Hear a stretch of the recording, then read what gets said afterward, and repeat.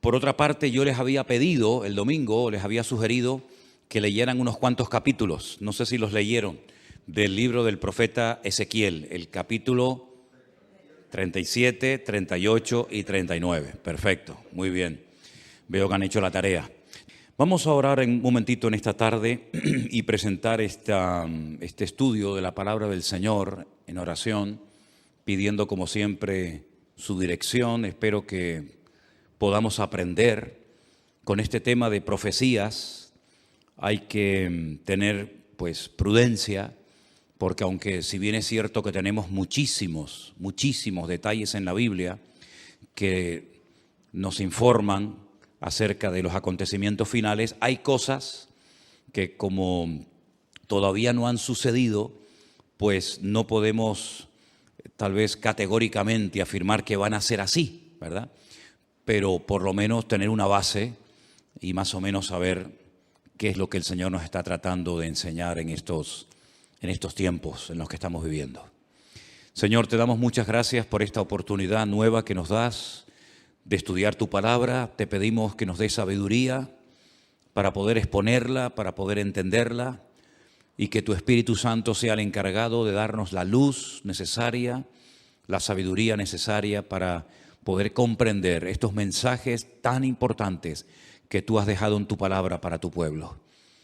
Ayúdanos, Señor, y abre nuestro entendimiento.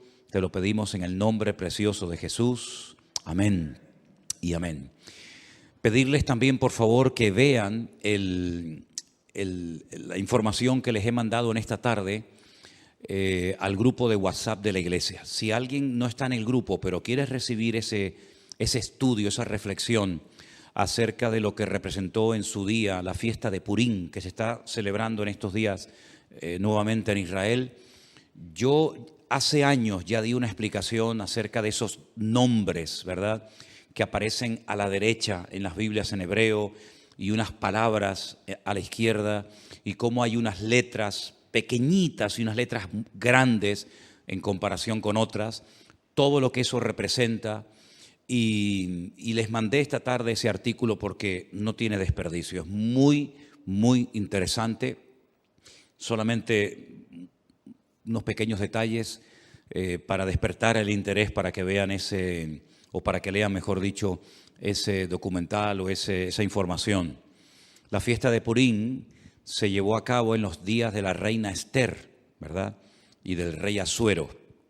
En estos días se lee todo el libro de Esther, volviendo a recordar la historia de cómo Dios salvó del exterminio, de la destrucción a todo el pueblo de Israel. Veis que el enemigo siempre quería más y más, ¿verdad? En un principio un hermano mató a otro, pero no fue suficiente. Más adelante vemos cómo el enemigo intenta, mezclar a la raza humana con aquellos engendros espirituales, ¿verdad?, con aquellas deformaciones terribles que produjeron la ira de Dios y tuvo que finalmente mandar el diluvio. Vemos más adelante cómo el faraón no se conformaba con matar a uno, sino con matar a todos los niños. Pero en el libro de Esther lo que vemos es que el diablo quiso ir un paso más allá, y lo que puso en el corazón de un perverso llamado Amán era la exterminación, la aniquilación total del pueblo de Israel, incluido hombres, mujeres, niños, ancianos, etc. El Señor intervino de una forma milagrosa, y esa liberación, ese milagro se recuerda todos los años en una fiesta que, repito, se está celebrando en estos días y que se llama la fiesta de Purim. La palabra Purim viene de la palabra pur, que significa suerte. Purim es suertes, como se echó suerte sobre el pueblo de Israel, y el Señor, pues una vez más, protegió sobrenaturalmente a ese pueblo. Cuando se produce una matanza de los enemigos que querían destruir al pueblo de Israel, el rey Asuero, que es el marido de la reina Esther, le dice: hoy han muerto 500 hombres y los 10 hijos de Amán. ¿Tiene alguna petición más la reina? Y la reina, su esposa Esther, dice: quiero que mañana a los 10 hijos de Amán, que ya estaban muertos, los cuelguen en la horca.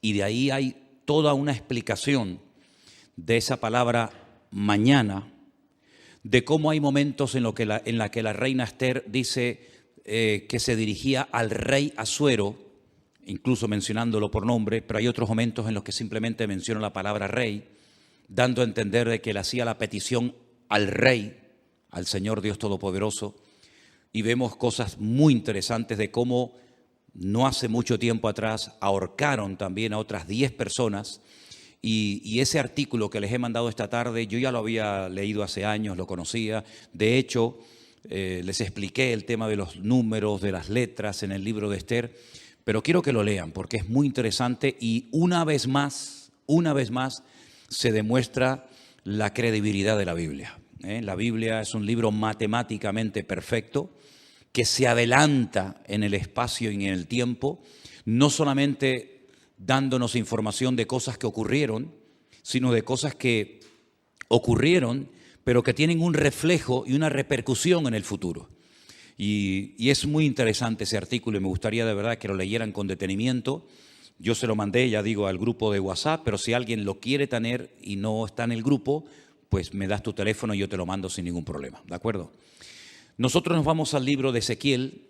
Ezequiel era un sacerdote que había sido llevado cautivo a Babilonia. Ustedes saben que las tribus del norte que formaron un país y adoptaron el nombre Israel y decidieron que Siquén, la actual Nablus, fuera la capital del reino del norte, fue arrasado tiempo antes de que Nabucodonosor decidiera atacar las tribus del sur. Las tribus del sur, cuando hablo de las tribus del sur, me refiero a la pequeña tribu de Benjamín y a la tribu de Judá, que permanecieron un siglo y pico más en el territorio de Israel. También fueron sacadas de la tierra, fueron llevadas al cautiverio por Nabucodonosor 70 años y estas dos tribus después retornan.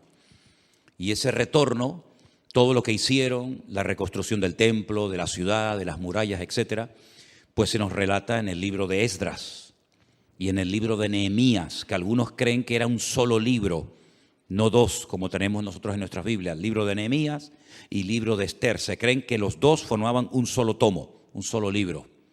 Pero bueno, independientemente de eso, vemos que Ezequiel está en el cautiverio y él estando en Babilonia, el Señor le revela una serie de cosas acerca de su pueblo.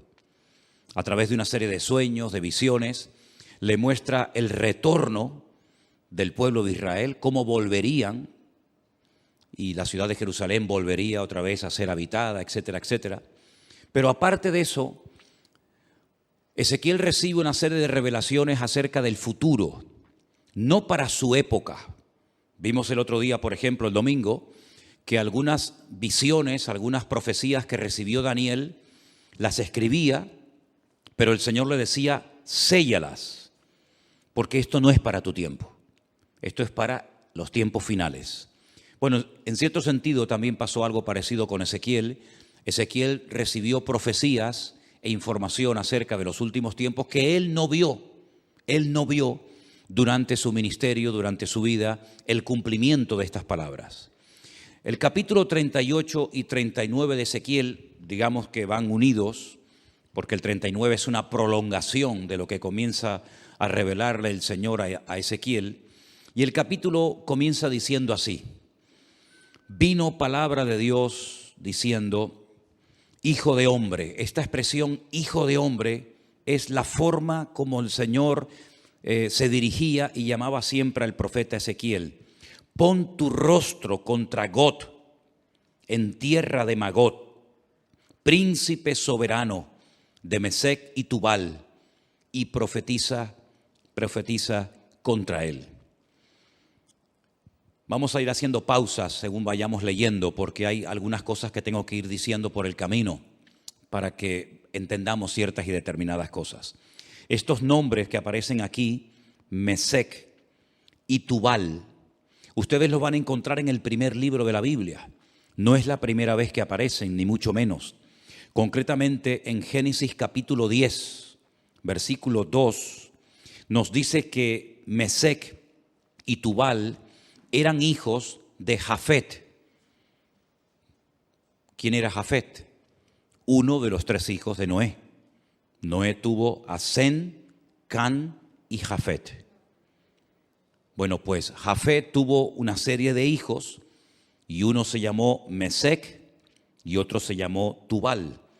Eran nietos, en este caso serían nietos del patriarca o del personaje de Noé. Es muy interesante ver cómo los hijos de Noé, Sem, Can y Jafet, se fueron por diferentes partes del mundo, ¿verdad? Y conquistaron territorios y tierras. Y bueno, vemos que los europeos tienen un origen, los africanos tienen otro, y cada nación pues tiene un origen diferente, ¿verdad? Y todo procede de los 3 hijos de Noé, Sem, Can y Jafet. Los cananeos, que son los descendientes de Can, nieto de Noé, pues se fueron a lo que conocemos hoy en día como Israel, ¿verdad? Y allí ese país se llamaba en el principio Canaán. Y el Señor sacó a su pueblo de la esclavitud en Egipto para llevarlos a Canaán, donde vivían los cananeos. Y los cananeos, ese país estaba habitado por una serie de países, de reinos, de naciones. La mayoría de ellos los conocemos por nombre. Allí estaban los filisteos, aunque no eran de Canaán. Los filisteos venían de la isla de Creta y decidieron ocupar la costa de lo que hoy en día conocemos como Israel, y ocuparon ciudades pues tan emblemáticas y tan conocidas como por ejemplo Gaza, que todavía se sigue llamando igual, Asdod, Askelón, Gat, Ecrón. Los filisteos, digamos, que vivían en la costa. Los jebuseos eran los que vivían en el monte Moriah, los que vivían en lo que sería Jerusalén. Y bueno, allí estaban los moabitas, los eteos, etcétera, etcétera. Y eran naciones que no les correspondía habitar en aquel lugar, e Israel tenía que expulsarlos de su tierra. Ahora, en los últimos tiempos, la Biblia dice que se levantará un príncipe soberano, se levantará un hombre que se llama en el Antiguo Testamento, uno de los nombres que recibe es God, pero si uno analiza el Antiguo Testamento, nunca hubo un hombre que se llamó God. God es simplemente un nombre que se le da a un personaje político que en los últimos tiempos decidirá unilateralmente, aunque realmente detrás de todo esto, por supuesto, siempre está la mano de Dios, atacar al pueblo de Israel desde el norte. No es como Amalek, que venía del sur, o como los moabitas que venían del este, sino que este enemigo atacará a Israel desde el norte, seguramente cruzará los famosos altos del Golán y llevará a cabo una batalla tremenda. Ahora, lo que no se ponen de acuerdo los comentaristas es cuándo se va a llevar a cabo esa batalla en el valle de Meguido, la famosa batalla de Armagedón, ¿sí? Algunos dicen que esa batalla se va a llevar a cabo antes de la venida del Señor Jesucristo. Pero también el libro del Apocalipsis, y después lo vamos a ver, nos dice que después del milenio, God se va a volver a levantar y va a intentar otra vez hacer la guerra contra el pueblo de Dios. Entonces, algunos dicen que es una guerra que se va a llevar a cabo antes y después. Otros dicen que solamente antes, otros dicen que solamente después. En fin, hay diferentes opiniones. Pero vamos a seguir leyendo. Este personaje, que la Biblia en esta ocasión lo llama God, que es el príncipe de estas tierras que ocuparon los nietos de Noé, llamados Mesec y Tubal, dice el Señor: yo estoy contra ti, oh God, príncipe soberano de Mesec y Tubal. Te quebrantaré y pondré garfios en tus quijadas, y te sacaré a ti y a todo tu ejército, caballos, jinetes y todo, de todo en todo, equipados, gran multitud con paveses y escudos, teniendo todos ellos espadas.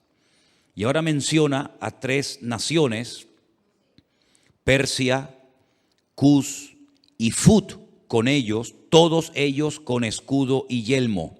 Gomer y todas sus tropas, la casa de Togarma, de los confines del norte y todas sus tropas, muchos pueblos contigo. Es decir, Gog, digamos que es el líder, el representante, el que aglutina a un montón de naciones que lo van a apoyar con el objetivo de subir y atacar al pueblo de Israel. Ahora, estas naciones que se mencionan en el versículo 5, Persia, Cus y Fut, ustedes tienen que saber de quiénes se trata, para que sepan qué naciones en los últimos tiempos se van a juntar a estos ejércitos, ¿verdad?, internacionales, con el objetivo de atacar al pueblo de Israel. En cierto sentido es como una especie de confederación, es un montón de naciones que se juntan. No es la primera vez que muchas naciones se juntan para atacar a un enemigo en común. Por ejemplo, en la Segunda Guerra Mundial se juntaron muchas naciones para atacar a los nazis, que en aquel momento eran los que estaban, digamos, controlando Europa. Durante la famosa Guerra de los 6 días y otras guerras que se han llevado a cabo en este último periodo en Israel, ha habido muchas naciones árabes que se unieron para pelear contra Israel. No es nada nuevo, ¿verdad? Son naciones que entre ellos se pelean, entre ellos tienen también sus discrepancias, pero como tienen un enemigo en común, que en este caso es Israel, y todos quieren tomar parte de la ciudad de Jerusalén, se unen para pelear como si fueran un solo ejército. Pero realmente no es un solo ejército, sino son muchos ejércitos, muchos soldados que se juntan con un objetivo en común. El versículo 5 habla de Persia. Persia es el país de Irán. Ustedes saben que hasta el otro día a Irán se le conocía como Persia. Así que los iraníes no son árabes, son de origen persa. Así que Irán, qué curioso, ¿no? Se está hablando últimamente mucho acerca de este país. Irán también apoyará a Gog con el objetivo de atacar y destruir al pueblo de Israel. Así que ya tenemos identificado quiénes son los persas. Cus es un país de África, Etiopía. Ustedes saben que Moisés fue criticado por su propia hermana Miriam porque se casó con una mujer cusita. Los cusitas eran o son de Etiopía. Así que Cus en aquel tiempo era Etiopía, actualmente tiene otro nombre, y Fut es el país de Libia, un país que está en el norte de África. Como pueden comprobar, estamos hablando de naciones del norte de Israel, estamos hablando de naciones africanas, estamos hablando de la nación de Libia, y en los últimos tiempos vamos a ver cómo diferentes naciones, y ya lo estamos comenzando a ver, cada nación ya se está posicionando. Unos apoyan a un bando, otros apoyan a otro bando, y estamos viendo cómo se está reorganizando el mundo. Unos a favor de estos por los motivos que sea, otros a favor de estos por sus propios intereses. Pero vamos a ver en los últimos tiempos cómo van a ocurrir cosas muy rápidos en la economía y en otras circunstancias, que lo que van a hacer es que cada país, por pequeño o grande que sea, por influyente o poco influyente que sea, va a buscar dónde acomodarse, a quién apoyar y bajo qué paraguas me pongo. Si bajo el paraguas de Oriente, bajo el paraguas de Occidente, y estamos viendo. Solamente hay que ver un poquito los medios de comunicación y conocer un poco de la Biblia para darnos cuenta cómo el mundo se está reubicando, ¿verdad? Y vamos a ver cosas muy interesantes. Así que esas 3 naciones ya las hemos identificado.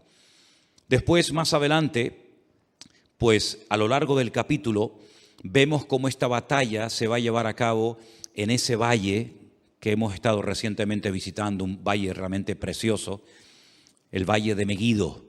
Un valle inmenso.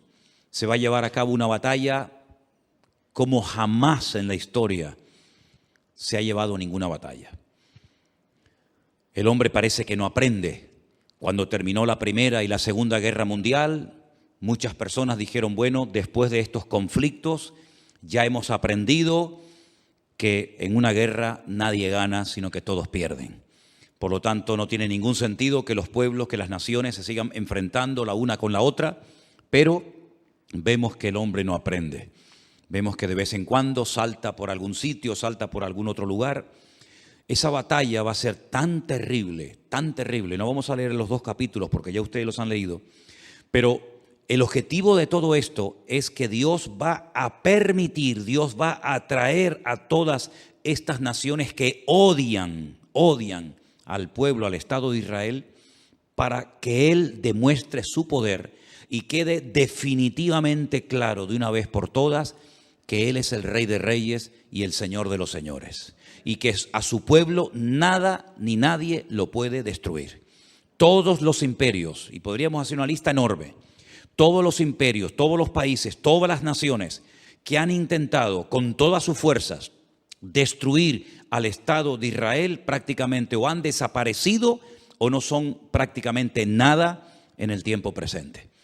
Miren ustedes, por ejemplo, el imperio egipcio, no queda absolutamente nada de él, los babilónicos, los persas, los medos, los griegos, los romanos, diferentes imperios que a lo largo de la historia se propusieron arrasar a este pueblo, porque este pueblo no solamente es un pueblo, no solamente son personas, sino que representa una serie de valores, una serie de principios y sobre todo representa que hay un Dios detrás de esa nación, que hay una Biblia, que hay una palabra de Dios detrás de esa nación, y lo que el enemigo no quiere bajo ningún concepto es que Dios sea reconocido como el soberano de todas las naciones de la tierra. Ahora bien, cuando termine esa batalla tremenda en el Valle de Megiddo, sí me gustaría leer a partir del versículo 4 del capítulo 39, donde dice: sobre los montes de Israel caerás tú y todas tus tropas, y los pueblos que fueron contigo, a aves de rapiña de toda especie y a las fieras del campo te he dado por comida. Es muy interesante cuando estuvimos recientemente ahora, hace unas semanas en Israel, que la ruta migratoria más importante de aves en Europa pasa por el Valle de Megiddo. El año pasado pasaron 2 billones con B, 2 billones de aves migratorias por el Valle del Jordán, cruzando todo el Valle de Megiddo y viniendo cigüeñas, águilas y un montón de aves a Europa y al norte de África, huyendo del frío en las rutas migratorias. Hay un ave de rapiña que son los milanos, que parece como si fuera un águila, que tienen la cola como en forma de horquilla, que en España estaba prácticamente extinguido. Nosotros hemos visto a centenares y a centenares de milanos, que son como un aguilucho grande, revoloteando en el Valle del Jordán hasta hace unas semanas atrás. Es muy interesante ver cómo las aves de rapiña, que tienen su ruta migratoria por ese valle, dice que son llamadas para que coman las carnes de reyes, de príncipes, de soldados, de generales, de comandantes que van a intervenir en ese campo de batalla. Es realmente interesante. Sobre la faz del campo caerás, verso 5, porque yo he hablado, dice Jehová el Señor. Enviaré fuego sobre Magog y sobre los que moran con seguridad en las costas, y sabrán que yo soy el eterno Dios. Haré notorio mi santo nombre en medio de mi pueblo Israel, y nunca más dejaré profanar mi santo nombre, y sabrán las naciones que yo soy Jehová, el Santo de Israel. He aquí viene y se cumplirá, dice Jehová el Señor, este es el día del cual yo he hablado. Los moradores de las ciudades de Israel saldrán y encenderán y quemarán armas, escudos, paveses, arcos, saetas, dardos de mano y lanzas, y los quemarán en el fuego 7 años. Armamento que traerán esas naciones servirá de combustible durante 7 años después de que finalice la guerra. No traerán leña del campo ni cortarán de los árboles, sino quemarán las armas al fuego y despojarán a sus despojadores y robarán a los que les robaron, dice Jehová el Señor. En aquel tiempo yo daré a Gog lugar para sepultura allí en Israel. Es allí donde va a ser sepultado, donde va a ser enterrado este personaje, en el valle de los que pasan al oriente del mar, y obstruirá el paso a los transeúntes, pues allí enterrarán a Gog y a toda su multitud, y lo llamarán el valle de Amón Gog, que significa la multitud de Gog. Aquí habla de multitud, no especifica el número de esa multitud, pero el Apocalipsis sí nos da ese dato. Porque nosotros no solamente tenemos el Antiguo Testamento para saber las cosas que van a ocurrir, por dónde van a atacar, cuántos van a atacar, cuánto tiempo estarán enterrando cadáveres, etcétera, etcétera, sino que además tenemos la información tremenda del Nuevo Testamento, sobre todo las cartas de Pablo a los tesalonicenses, las cartas de Pedro, parte también de la epístola cortita de Judas y sobre todo el libro del Apocalipsis, donde nos da una información de millones y millones de soldados, 200 millones de soldados que subirán por toda esa cordillera, por esos valles, en dirección a Jerusalén. Pero allí muere este hombre, este personaje, y la casa de Israel los estará enterrando por 7 meses para limpiar la tierra. 7 meses, todos los días, enterrando muertos. Hermano, estamos hablando de multitudes, de millones de personas. ¿Cuánto se tarda en enterrar a la gente? Con una pala mecánica haces una zanja enorme y comienzas a echar cadáveres dentro. Pues 7 meses enterrando todos los días muertos. Y los enterrará todo el pueblo de la tierra. Y será para ellos célebre el día en el que yo sea glorificado, dice Jehová el Señor. Y tomarán hombres a jornal que vayan por el país con los que viajen para enterrar a los que queden sobre la faz de la tierra, a fin de limpiarla. Al cabo de 7 meses harán el reconocimiento. 7 años quemando el armamento, 7 meses enterrando cadáveres, y pasarán los que irán por el país, y el que vea los huesos de algún hombre pondrá junto a ellos una señal, hasta que los entierren los sepultureros en el valle de Amón Gog. También el nombre de la ciudad será Amona, y limpiarán la tierra. Y tú, hijo de hombre, así dice el Señor, di a las aves de toda especie. Les recuerdo, 2 billones de especies de aves pasaron el año pasado por ese valle. Di a las aves, a toda especie y a toda fiera del campo, juntaos y venid, reuníos de todas partes, a mi víctima que sacrifico para vosotros, un sacrificio grande sobre los montes de Israel, y comeréis carne y beberéis sangre. Y más adelante leemos en el verso 21, y pondré mi gloria entre las naciones, y todas las naciones verán mi juicio que habré hecho. Cuando termine esa batalla, al final de lo que llamamos o conocemos como el nombre de la gran tribulación, comenzará un período de 1000 años que se conoce como el milenio o la era milenial del Mesías. Y dice Zacarías capítulo 14, y esto es literal, no hay que buscar una aplicación simbólica porque es literal. Y las naciones que hubieren sido salvas, no es que se hayan convertido, sino que se salvaron de la muerte en esta batalla tremenda, tendrán que subir todos los años a Jerusalén a celebrar la fiesta de los tabernáculos. Y la fiesta de los tabernáculos se suele celebrar generalmente entre los meses de septiembre y octubre. Y quiero que leamos literalmente el pasaje de Zacarías capítulo 14 para que vean un dato muy interesante que nos da este profeta acerca de esta batalla y acerca de las naciones que escaparán del juicio en este valle de Megiddo. En Zacarías, el capítulo 14, dice así, a partir del verso 1.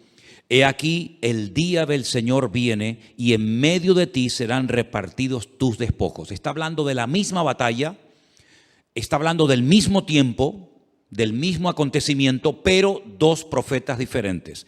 Uno, Ezequiel en Babilonia, y ahora Zacarías. Y dice, porque yo reuniré a todas las naciones para combatir contra Jerusalén. Aquí hay una información adicional a lo que nos viene diciendo Ezequiel. La ciudad será tomada y serán saqueadas las casas, violadas las mujeres, y la mitad de la ciudad irá en cautiverio, mas el resto del pueblo no será cortado de la ciudad. Después saldrá Jehová y peleará con aquellas naciones como peleó en el día de la batalla. y ahora habla de la segunda venida del Mesías. Porque el Mesías, cuando nació cerca de este monte de los Olivos, en dirección hacia el sur, aproximadamente como a 7, 8 kilómetros al sur, en una pequeña localidad, en un pequeño pueblo llamado Belén, que pertenecía a Judea, Belén de Judea. Pero cuando dice aquí que se afirmarán en aquel día sus pies sobre el monte de los Olivos, aquí podemos ver que el Antiguo Testamento nos habla de su nacimiento en Belén de Judea y de su retorno, su segunda venida, poniendo los pies sobre el monte de los Olivos. Amén, hermanos, ¿lo ven claramente? Nace en Belén, retorna en el monte de los Olivos. Para que algunos digan que la Biblia no habla de dos venidas, sino solamente de una. No, habla de dos venidas.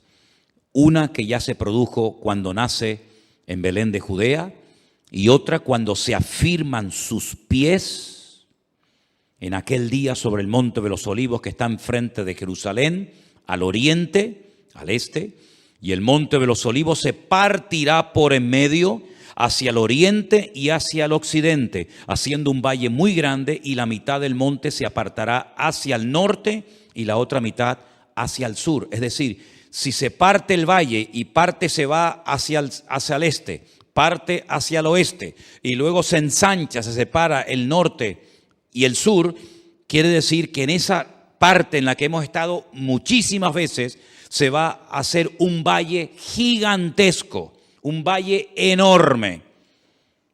Ahora mismo entre el monte Moriah, donde antiguamente estaba el templo, y donde está el monte de los Olivos, hay un barranco, hay como si fuera un barranco que se llama el famoso torrente de Cedrón, pero no tiene ni punto de comparación lo ancho que será ese valle cuando el Señor ponga sus pies sobre el monte de los Olivos. La pregunta que a lo mejor algunos se hacen es: ¿qué interpretan los judíos cuando dice aquí y pondrá sus pies sobre el monte de los Olivos y el monte de los Olivos se partirá? Bueno, ellos dicen que cuando venga el Mesías, que no creen que vengan del cielo, pues ellos dicen y opinan que cuando venga el Mesías, la expresión "y pondrá sus pies sobre el monte de los Olivos" significa, es una expresión como decir "y vendrá con autoridad", pero no lo interpretan como algo literal. Entonces, si no interpretan una parte del texto como no literal, tampoco pueden interpretar la otra parte del texto como literal, pero en esta ocasión se equivocan. Dice que huiréis al valle de los montes, porque el valle de los montes llegará hasta Sal.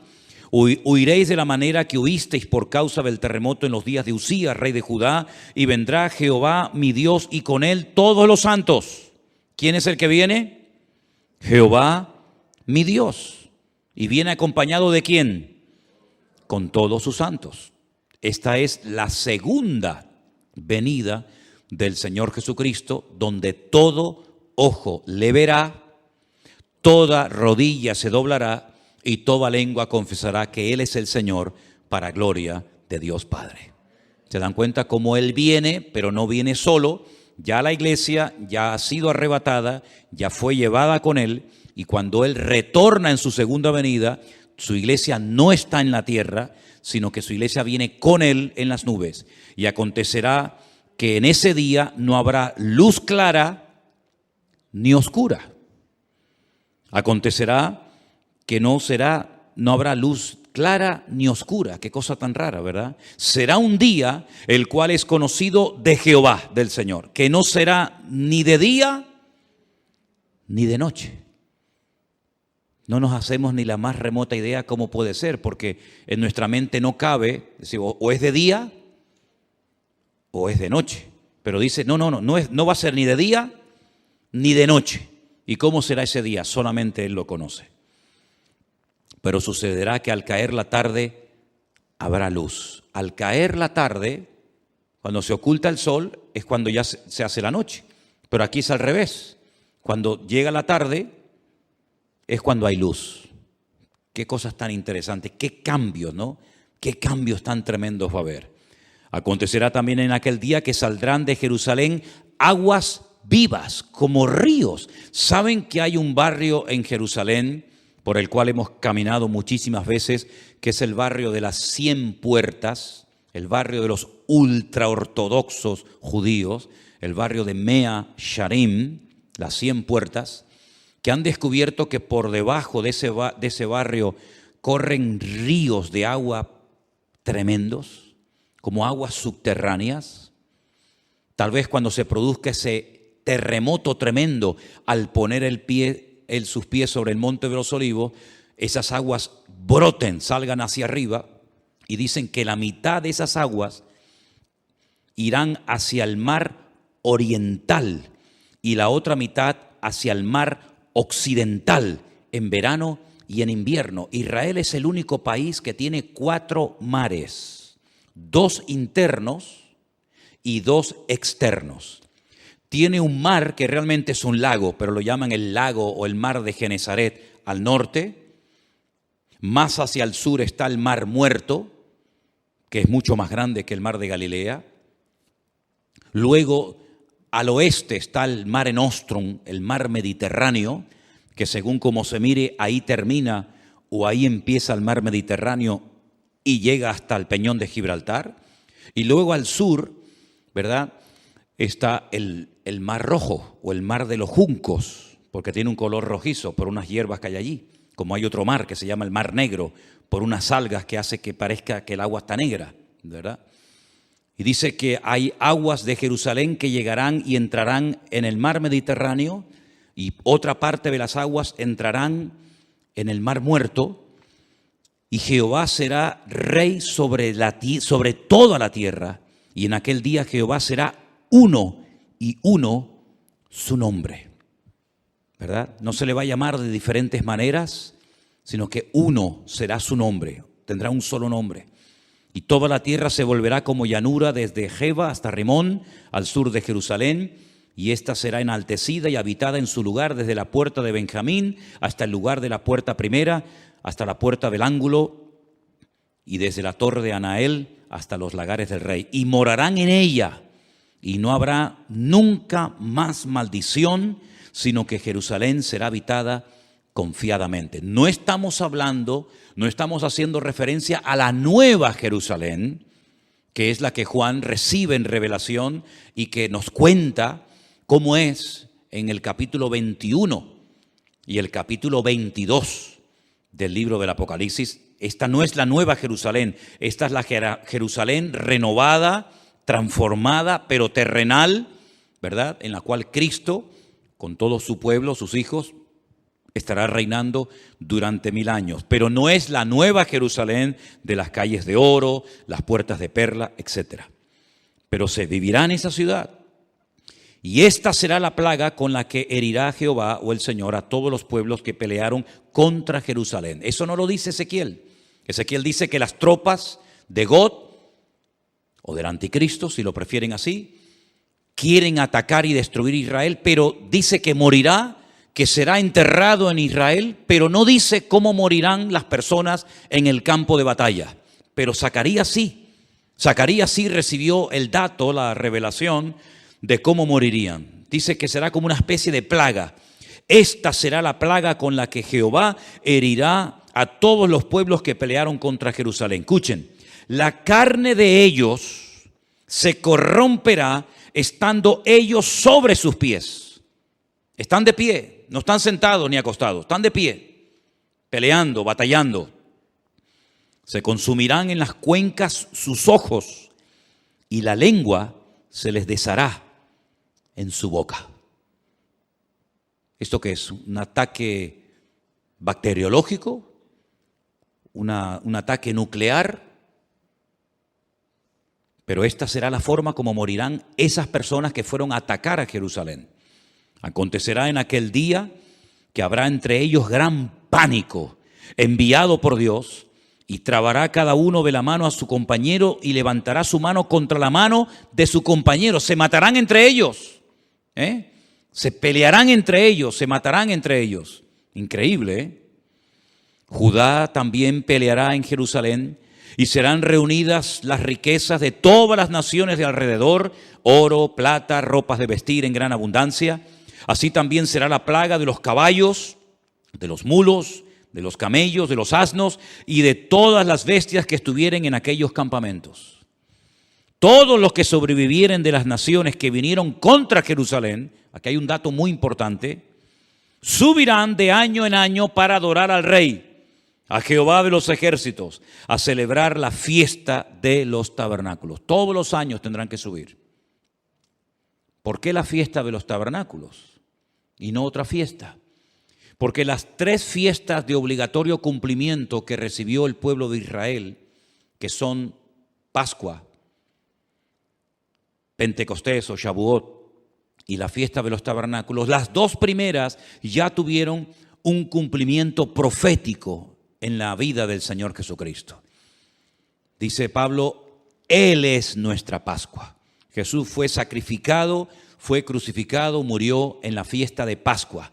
El cordero que se mataba, al cual no se le podía partir ningún hueso en la fiesta de la Pascua, tipifica, representa al Cordero de Dios que quita el pecado del mundo, que es nuestro Señor Jesucristo.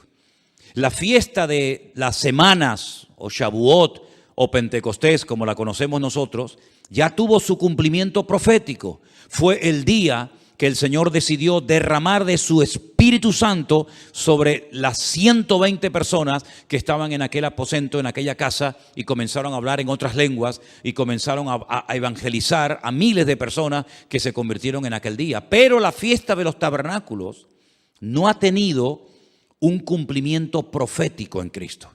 Pero dice en el libro del Apocalipsis que cuando Él venga, Él pondrá su tabernáculo entre los hombres. Y su tabernáculo, su suká, es nada más y nada menos que su misma presencia.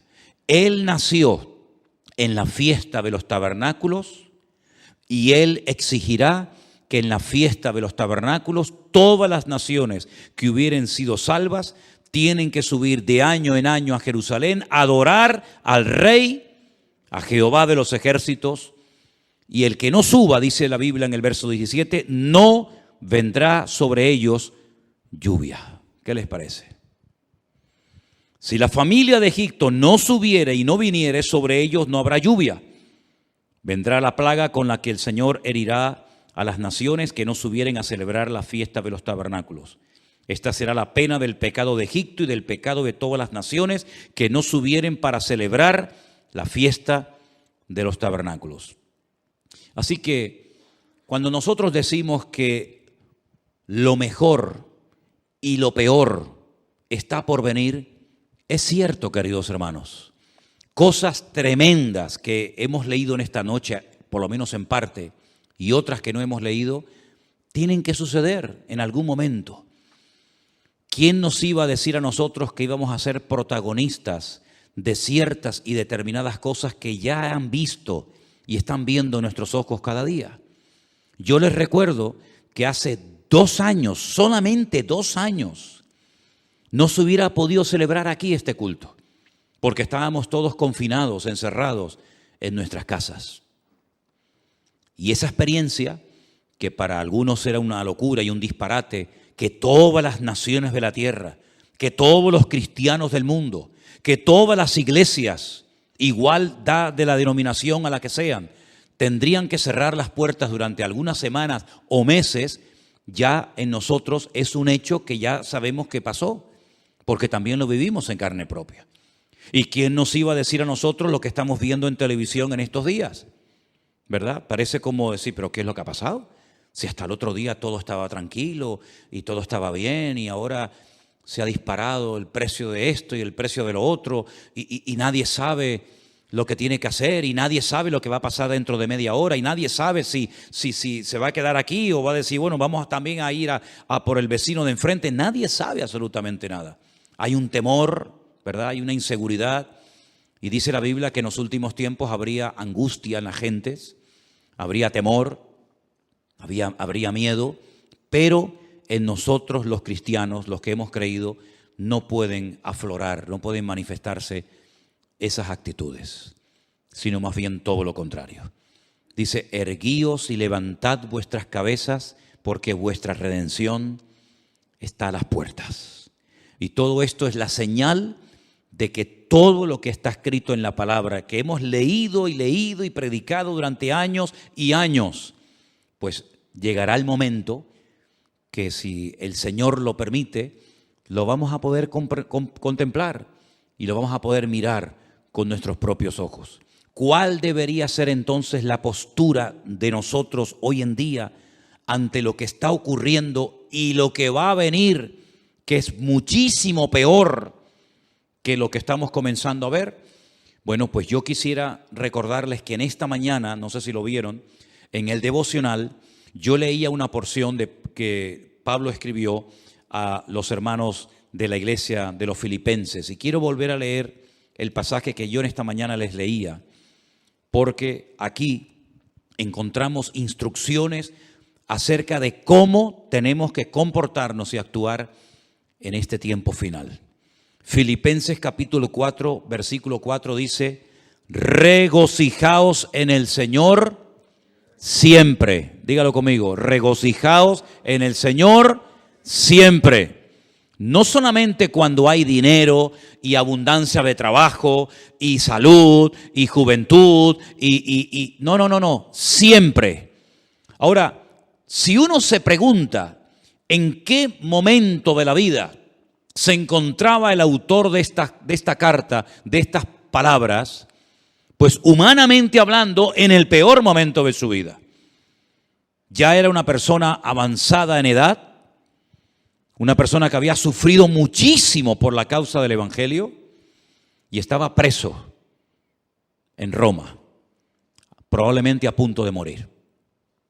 Algunos especulan que si Pablo logró salir de ese encarcelamiento y luego otra vez lo volvieron a meter, me da exactamente igual. Lo que está bien claro es que esta carta, junto con otras 3 más, se escribió desde una cárcel en Roma, que no era una cárcel como las que vemos a veces en televisión, que ocupan los ricos o los poderosos, que parecen que son hoteles de 5 estrellas, sino una mazmorra sin luz, sin agua, con una comida seguramente malísima, con frío, donde él dice que todos le habían abandonado. Es increíble, ¿no? Un hombre que fue de una bendición tan grande para miles y miles de cristianos, y lo sigue siendo hasta nosotros hoy en día, ¿verdad? Y que lo dejaran solo. Dice: solo Lucas está conmigo. Nadie se quedó a su lado. Nadie. Incluso algunos se marcharon, hasta causándole problemas en el peor momento de su vida. Dice: pero el Señor estuvo a mi lado y me dio fuerzas y me libró de la boca del león, y me librará y me preservará para su reino celestial. Gloria a Dios. Y es ahí, en esa cárcel, solo, donde dice: regocijaos en el Señor siempre. Y por si no ha quedado lo suficientemente claro, otra vez lo repito, otra vez lo digo: regocijaos, que es mucho más que alegraos. Vuestra gentileza sea conocida de todos los hombres. El Señor está cerca. Fíjate cómo asocia la venida del Señor con el regocijo que tiene que tener un creyente ante este acontecimiento tremendo que estamos esperando. El Señor viene pronto, por lo tanto regocijaos.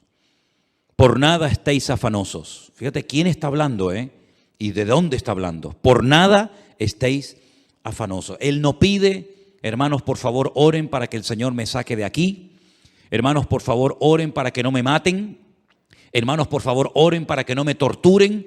En ningún momento sus peticiones van en esta línea, sino que a veces cuando pide oración es para seguir predicando la palabra, para seguir ganando almas para Cristo. No le da lugar a la tristeza, a la depresión. Por eso yo digo una cosa, hermanos, y lo digo para todos, y también para mí, por supuesto. Cualquier cosa que podamos estar padeciendo no tiene ni punto de comparación con lo que este hombre estaba padeciendo y con lo que otros hermanos en este momento, otros hermanos nuestros en este momento estén padeciendo. A veces nos comportamos como niños. Nos enfadamos, perdemos la paz, el equilibrio por cosas insignificantes, ¿verdad? y nos derrumbamos y nos venimos abajo y parece como que nos han quitado el chupete y nos han quitado el juguete. Y lo que estamos pasando nosotros, ¿qué es lo que estamos pasando nosotros? Díganme. Veía unas imágenes tremendas de una chica joven en este país que está pasando este conflicto, a punto de parir, a punto de dar a luz. Yo decía, Dios mío, una chica joven a punto de parir, que sabe que si sale a la calle probablemente no regrese o no pueda llegar al hospital a tiempo. ¿Qué es lo que estamos pasando nosotros, hermanos? Nada, absolutamente nada. Y aún así, a veces nos quejamos. Y la Biblia dice, por nada estéis afanosos, sino sean conocidas vuestras peticiones delante de Dios, en toda oración, ruego, pero con acción de gracias. Siempre con las gracias por delante. Y la paz de Dios, que sobrepasa todo entendimiento, guardará vuestros corazones y vuestros pensamientos en Cristo Jesús. Qué tremendo, ¿no? Qué tremendo, qué palabras de aliento, qué palabras de ánimo. Y después dice, por lo demás, hermanos, si esto no les llega, por si acaso esto se les queda corto y dice, bueno, está bien, pero hay más. Todo lo que es verdadero, todo lo honesto, todo lo justo, todo lo puro, todo lo amable, todo lo que es de buen nombre, si hay virtud alguna, si algo digno de alabanza, en esto pensad. Cualquier pensamiento que no cumpla con estos requisitos, no lo admita, no le dé lugar, ni a palabras, ni a pensamientos, ni a actitudes, ni a conversaciones que no sean honestas, que no sean de buen nombre, que no glorifiquen al Señor, ni un minuto de mi tiempo. Y termina diciendo, y lo que aprendisteis, y recibisteis, y oísteis, y visteis en mí, esto haced, y el Dios de paz estará con vosotros. La paz del creyente en este tiempo tiene que estar por encima de cualquier circunstancia, por encima de cualquier mala noticia, por encima de cualquier prueba. La paz del Señor guardará nuestros corazones y pensamientos en Cristo Jesús, Señor nuestro. ¿Cuántos dicen amén? No permitas que nada ni nadie te robe la paz de tu corazón. Si ves que la estás perdiendo, la paz, a lo mejor es que estás oyendo y viendo demasiado lo que no tienes que ver ni oír tanto. Y te hace falta más Biblia. Porque cuando falta paz es porque falta Biblia en tu corazón. Pero cuando hay abundancia de palabra, cuando hay abundancia de presencia del Señor y de su palabra en nuestras vidas, no hay lugar a la angustia, al desánimo, a la depresión. ¿Por qué? Porque yo sé en quién he creído. Y mi confianza está puesta 100% en el Señor. Y yo sé que me puedo regocijar y puedo tener paz y puedo dar gracia y puedo darle ánimo a los que están desesperados. Porque dicen que las consultas a los psiquiatras, a los psicólogos han aumentado porque la gente está como en un bucle y no saben cómo salir. Antes era la pandemia, ahora es no sé qué y mañana será no sé cuánto. Y siempre parece que salimos de una desgracia para meternos en otra. El mundo va así. Pero sin embargo nosotros los cristianos podemos cada mañana levantarnos y decir, Señor, es verdad, no tengo tanto dinero como tenía tiempo atrás. No tengo tal vez el trabajo que me gustaría tener. No tengo esto, no tengo lo otro, pero te tengo a ti. Y teniéndote a ti, lo tengo todo. Porque el Señor es mi pastor y nada me faltará. ¿Cuántos dicen amén? Cierra tus ojos en esta tarde, ahí donde estás. Repito, no permitas que nada ni nadie te robe la paz de tu corazón.